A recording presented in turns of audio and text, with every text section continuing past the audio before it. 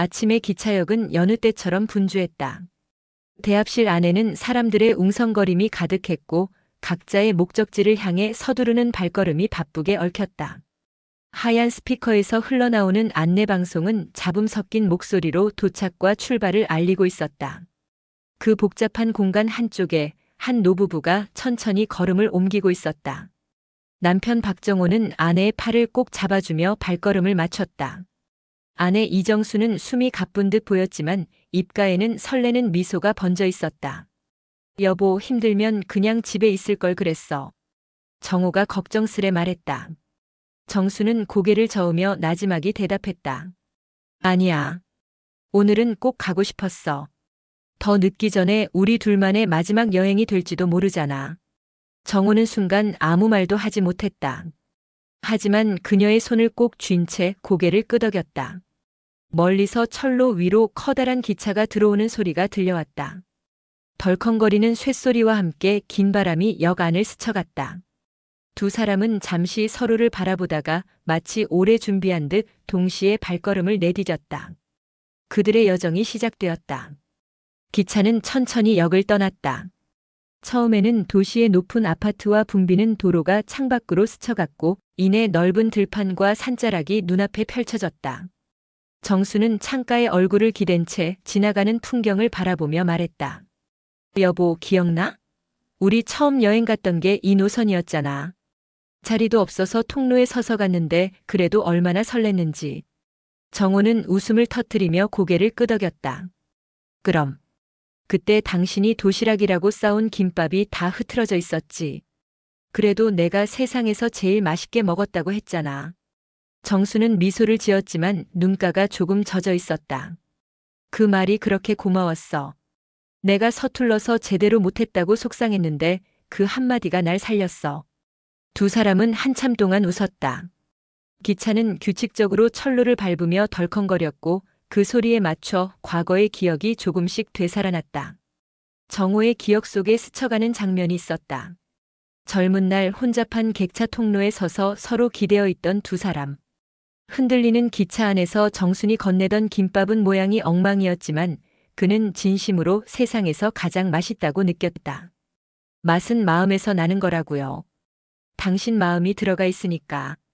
그때 젊은 정호가 했던 말을 지금도 또렷하게 기억하고 있었다. 창밖 풍경이 계속 바뀌었지만 부부의 대화는 과거를 향해 멈추지 않았다. 기차가 앞으로 달릴수록 두 사람은 지난 세월을 거슬러 가고 있었다. 몇 시간이 흘러 기차는 작은 간이역에 도착했다. 도시의 번잡한 역과 달리 여기는 정적이 깃든 듯 고요했다. 낡은 간판이 달린 역 건물, 바람에 삐걱거리는 나무 의자, 그리고 사람 그림자조차 드문 플랫폼. 시간이 오래전에 멈춘 듯한 풍경이었다. 정수는 힘겹게 발을 옮기며 주변을 둘러보았다. 그리고는 잠시 멈춰서서 천천히 말했다. 여기 우리 예전에 왔던 곳 맞지? 당신 군대 가기 전에. 정호는 아내를 바라보다가 깊은 숨을 내쉬었다. 그래, 맞아. 그때 당신이 역 앞에서 아이스크림 사줬잖아. 내가 그 달콤한 맛을 아직도 잊지 못해. 정수는 잠시 웃음을 지었지만 곧 눈가가 촉촉해졌다. 그날 내가 얼마나 울었는지 알아? 당신 보내고 나서 혼자 돌아가는 길이 그렇게 길고 외로울 수가 없었어. 정호는 고개를 떨구었다. 나도 그랬어. 그땐 말 못했지만 나도 얼마나 두려웠는지 몰라. 당신을 못 볼까봐, 다시는 못 만날까봐. 두 사람은 오래된 역 앞에 서서 한참 동안 말없이 주위를 바라보았다. 낡은 벽돌, 오래된 기찻길, 바람에 흩날리는 먼지까지도 그들의 추억을 증명하는 듯했다. 두 사람은 역에서 조금 떨어진 강가로 향했다. 역 앞에서 이어지는 좁은 길은 오래된 돌들이 불규칙하게 박혀 있었고 발걸음을 옮길 때마다 돌 사이에 흙먼지가 흩날렸다. 길 끝에는 잔잔한 강이 흐르고 있었고 강둑을 따라 노란 코스모스가 바람에 흔들리고 있었다. 정수는 숨을 고르며 걸음을 멈췄다. 여보, 여기 참 좋다. 공기도 다르고 바람도 다르고. 정호는 그녀의 어깨를 받쳐주며 천천히 걸었다. 그래. 여긴 변한 게 없네. 40년 전 우리가 처음 손잡고 걸었던 길이 아직도 그대로야. 강물은 느릿하게 흘렀다. 햇살을 받아 반짝이는 물결 위로 오리 몇 마리가 떠다녔고 멀리서 아이들 웃음소리가 희미하게 들려왔다. 마치 세월이 거꾸로 흘러가는 듯한 풍경이었다. 정수는 강가에 놓인 돌 위에 잠시 앉았다. 그리고는 한참 동안 물결을 바라보다가 조용히 말했다. 여보, 나는 그동안 참 많이 행복했어. 힘든 날도 많았지만 당신이 있어서 견딜 수 있었어. 정호는 잠시 대답하지 못했다. 눈앞이 뿌옇게 흐려지며 강물이 번져 보였다. 당신이 있어서 내가 산 거지. 나는 늘 부족했어. 말도 못하고 고맙다는 말도 잘 못하고.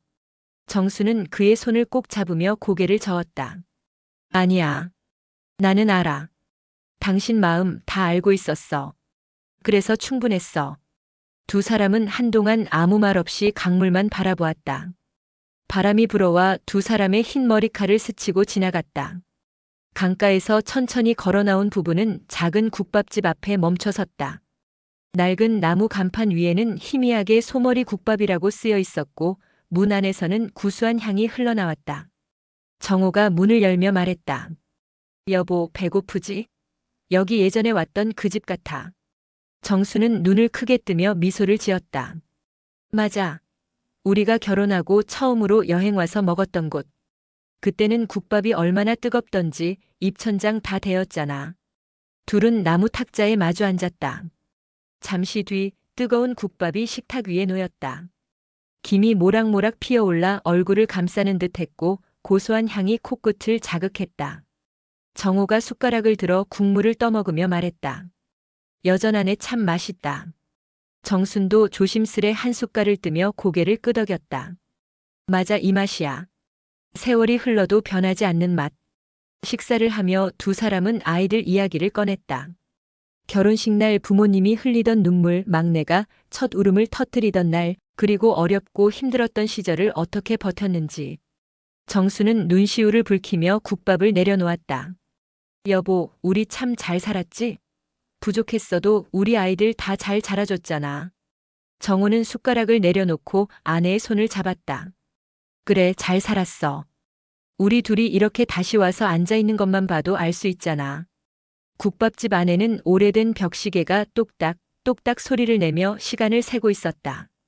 그 소리는 마치 두 사람의 지난 세월을 세어주고 있는 듯 했다. 식사를 마친 두 사람은 다시 역으로 향했다. 해는 서쪽으로 기울어 있었고 하늘은 붉게 물들어가고 있었다. 역 플랫폼에 도착하니 잠시 후 기차가 천천히 들어왔다. 철로 위를 달려오던 기차는 금속 바퀴의 마찰음과 함께 멈춰섰다. 정수는 잠시 하늘을 올려다보며 속삭였다. 오늘 참 좋았다. 아마 오래 기억될 거야. 정호는 고개를 끄덕이며 아내의 손을 꼭 잡았다. 그래. 나도 오늘을 잊지 않을 거야. 우리가 함께한 이 순간을. 두 사람은 천천히 객차에 올라 자리에 앉았다. 창밖에는 노을빛이 강물 위에 길게 드리워져 있었다. 기차가 출발하며 창밖 풍경이 조금씩 뒤로 밀려갔다. 정수는 창가에 기대어 눈을 감았다. 정호는 그녀를 바라보다가 조용히 속으로 중얼거렸다. 고맙다, 여보. 내 옆에 있어줘서. 기차는 일정한 리듬을 타며 덜컹거렸고 그 소리는 마치 두 사람의 마지막 여행을 노래하는 듯 했다. 기차는 노을을 가르며 달렸다. 창밖 풍경은 붉게 물든 산과 들, 강물과 마을 지붕들을 차례로 스쳐갔다. 세상은 서서히 어둠을 향해 가고 있었지만 차창 안에 두 사람은 오히려 더 환하게 빛나는 듯 보였다. 정수는 창가에 기대어 눈을 감고 있었다. 피곤이 몰려온 듯 호흡이 느려졌지만 얼굴에는 평온한 미소가 번져 있었다. 정호는 아내를 깨울까 하다가 그냥 조용히 바라보기만 했다. 그의 눈에는 지난 세월이 파노라마처럼 스쳐갔다. 처음 만났던 날 서툴고 수줍던 청춘의 모습, 아이들을 키우며 밤을 새우던 고단한 날들, 서로에게 화를 내고 또 금세 화해하며 웃던 순간들, 그리고 이제 병으로 기운이 약해졌지만 끝까지 함께하려 애쓰는 아내의 모습까지. 정호는 그 모든 장면을 떠올리며 생각했다. 참 많은 날을 함께 살았구나. 나는 늘 부족했지만 그래도 그녀 덕분에 나는 내 삶을 버틸 수 있었다. 정수는 잠시 눈을 떴다. 여보, 나 잠들었었나 봐. 응, 좀 피곤했지? 이제 곧 집에 도착해. 정수는 창밖을 바라보며 말했다. 오늘 참 좋았어. 우리가 같이 웃고 같이 걸은 게 오랜만이라 나는 그것만으로 충분해. 정호는 목이 메어 대답하지 못했다. 대신 그녀의 어깨를 조용히 감싸 안았다. 잠시 후 정순이 조용히 속삭였다. 여보, 있잖아. 언젠가 내가 먼저 떠나더라도 너무 슬퍼하지 마. 우리 함께했던 날들이 있으니까. 그게 나한테는 선물이었어. 정호는 고개를 끄덕였다. 아니야, 여보. 내가 약속할게. 당신이 없더라도 나는 웃으면서 기억할 거야. 당신이 내게 준 모든 날들을 가슴에 간직하면서. 두 사람의 눈빛은 깊은 신뢰와 사랑으로 맞닿았다. 그 순간 창밖에서는 붉은 노을이 마치 두 사람을 축복하듯 하늘을 가득 채우고 있었다. 기차는 서서히 속도를 줄이며 종착역에 다다랐다. 정호는 아내를 부축하며 천천히 일어섰다. 그의 마음속에는 한 가지 확신이 자리 잡고 있었다. 사람의 인생에서 가장 소중한 것은 큰 집도 많은 돈도 화려한 명예도 아니었다. 그와 평생을 함께 걸어준 한 사람, 그리고 함께 쌓아 올린 수많은 추억. 그것이야말로 인생이란 긴 여정 속에서 가장 값진 선물이자 기적이었다. 우리 모두는 언젠가 이 기차에서 내려야 할 순간을 맞이합니다. 그러나 그 순간이 두렵지 않은 이유는 그 길 위에서 함께 웃어주고 함께 울어준 사람이 있었기 때문일 것입니다. 오늘 이 노부부의 여행처럼 우리의 삶도 결국 사랑한 사람과 함께 걸었던 길이 가장 빛나는 풍경으로 남게 될 것입니다.